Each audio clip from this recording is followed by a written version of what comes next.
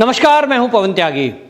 फर्जी किसान आंदोलन खड़ा करने वाली कांग्रेस अब किसान आंदोलन पर ही सवाल उठाने लगी है, क्योंकि ये किसान आंदोलन की वजह से पूरे देश में जिस तरह से इन्होंने फर्जी आंदोलन खड़ा किया कांग्रेसियों ने और बदनाम किया केंद्र सरकार को ये कह करके कि एमएसपी पर ये केंद्र सरकार कानून लाए और तीनों कृषि बिल ये वापसी लिए जाएं। तीनों कृषि बिल ये किसान के हित में है, केंद्र सरकार बार बार समझाती रही, जिसका दौर 11 बार चला। लेकिन कांग्रेस थी कि अड़ी रही और कांग्रेस ने ये जो आंदोलन था पंजाब से दिल्ली बॉर्डर पे शिफ्ट कर दिया। आज कांग्रेस के मंत्री जो पंजाब में मंत्री हैं तृप्त राजिंदर सिंह, वो तृप्त राजिंदर सिंह जो मंत्री कांग्रेस के हैं, ये आज इसी किसान आंदोलन को दोषी ठहरा रहे हैं प्रदेश में कोरोना फैलाने को लेकर। क्योंकि आप जानते हैं कि महाराष्ट्र के बाद यदि सबसे ज्यादा केस यदि इस समय कहीं हैं तो वो पंजाब में है।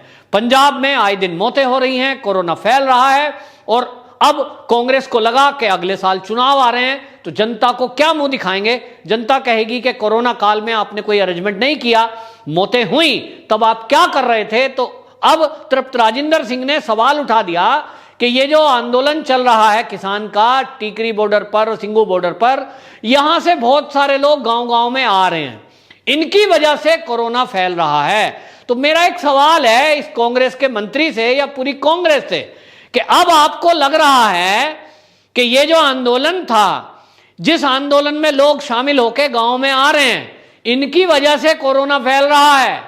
तो आप ये बताइए कि उत्तर प्रदेश में जो ये बैठे हैं राकेश टिकैत, उत्तर प्रदेश के ये प्रवक्ता हैं किसान यूनियन के, ये नेता जब उत्तर प्रदेश में जा रहे हैं गांव-गांव में, तो क्यों नहीं अब आप ये भी साथ में साबित कर रहे हैं कि राकेश टिकैत की वजह से उत्तर प्रदेश के गांव-गांव में कोरोना फैल रहा है।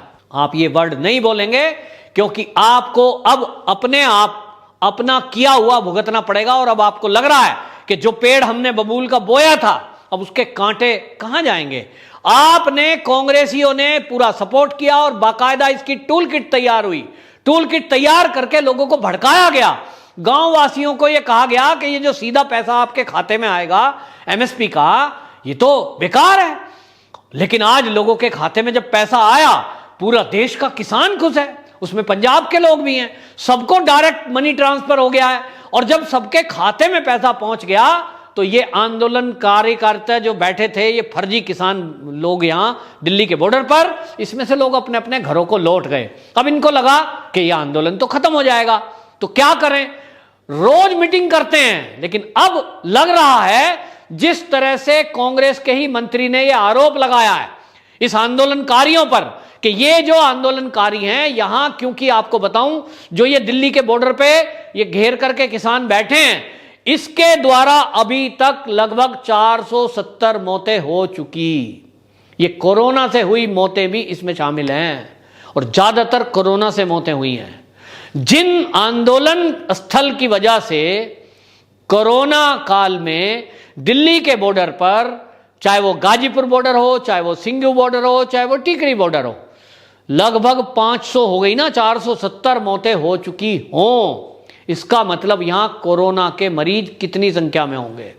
और इन कोरोना के मरीजों के बीच में ये जो किसान आंदोलन बने बैठे हैं, किसान नेता आंदोलन के नाम पर ये जो फर्जीवाड़ा कर रहे हैं, किसानों का हित नहीं देख रहे, ये किसानों का नुकसान कर रहे हैं। तो पंजाब के गांव-गांव में पहुंचकर यदि इन किसानों के जरिए पंजाब के गांव-गांव में कोरोना फैल रहा है, तो मैं उत्तर प्रदेश प्रशासन को भी कहना चाहता हूं कि योगी जी ध्यान करो, कांग्रेसियों की कोई बात इनके मुंह से अच्छी निकल जाती है तो ये इन्होंने चेतावनी दी है और हमें बता दिया है कि ये जो धरना स्थल है इससे गांव में कोरोना फैल रहा है। तो आप देखिए गाजीपुर बॉर्डर पे ये जो राकेश टिकैत बैठे हैं, ये भी उत्तर प्रदेश में यही तो कर रहे हैं। लोगों को फोन करके बुलाते हैं, आ जाओ भाई, तुमसे बहुत दिन हो गए मिले हुए, मिलाते हैं, बिठाते हैं, और कोई कोरोना का प्रोटोकॉल ये नहीं करते। इन्होंने अभी पार्टी करी थी जब रोजे चल रहे थे, सब मिलकर के बैठे थे। इसका मतलब यह है कि इन नेताओं ने तय किया हुआ है कि किसी तरह इस सरकार को बदनाम करो, पहले टूल किट बनाई, किसानों के नाम पे बदनाम कर रहे थे, लेकिन उसका खुलासा हो गया। जब खुलासा हो गया तो भाग खड़े हुए।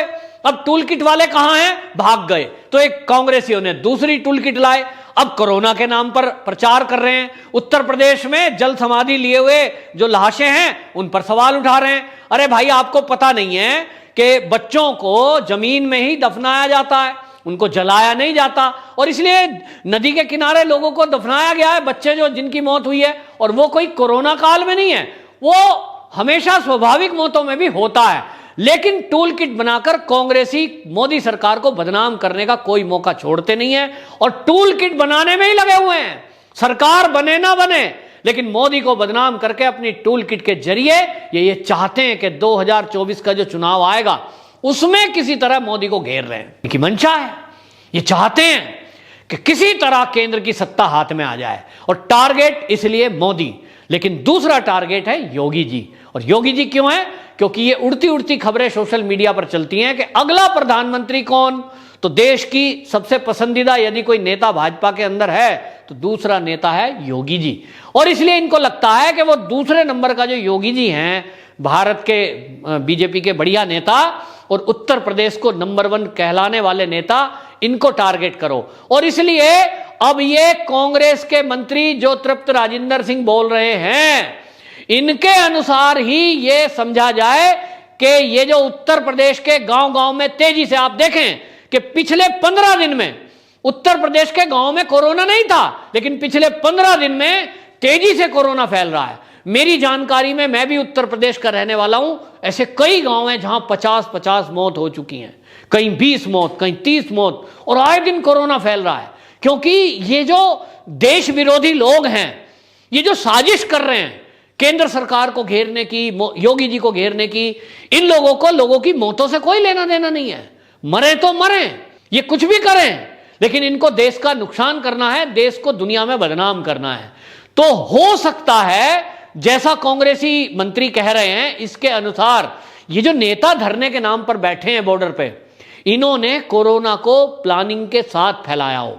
याद करिए, मैं उत्तर प्रदेश के लोगों से भी साथ साथ कहना चाहता हूं कि आप याद करो, उत्तर प्रदेश में पिछले साल गांव के अंदर कोई कोरोना नहीं था। इस साल भी पूरा अप्रैल बीत गया, कोई कोरोना नहीं था। मई का महीना आया, जब पीक चल रहा था, शहरों के अंदर मौतें हो रही थी, गांव में जो लोग चले गए उनकी जान बख्शी जा रही, यानी वो बच रहे थे। नेचुरल हवा है, नेचुरल खाना पीना है। लेकिन अब अचानक ऐसा क्या हो गया कि गांव गांव में कोरोना फैल गया? ये इन्हीं 15 दिन में हुआ है। अब ये मुझे लग रहा है कि ये भी एक सोची समझी रणनीति और साजिश है।